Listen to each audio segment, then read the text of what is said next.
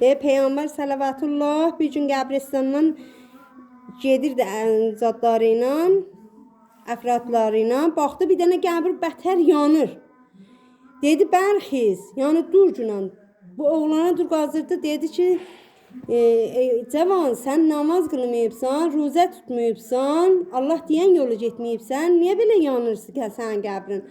Dedi yox, mən cəmmaz olmuşam, namaz qılmışam, oruç tutmuşam, amma bir gün ki gəldim evə gələndə xanımımla anamın baxdım sözü çıxıb, bəli qəzafət eləməmiş, bunları mən qəzafət eləməmiş, bərrəsi eləməmiş, anamı itələdim, nənə anasını itələdim, mən anamın üzü ilə sinəsi təndirdə yandı, anam mənə nifrin elədi.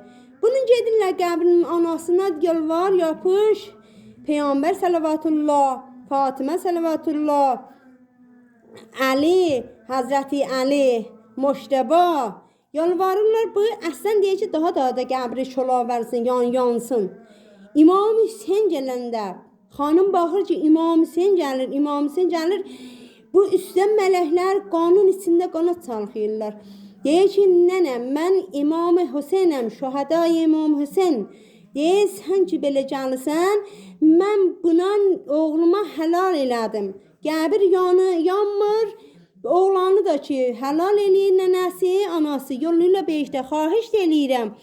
Hər oğullar anaya heç vəd yox deməsinlər, deməsinlər.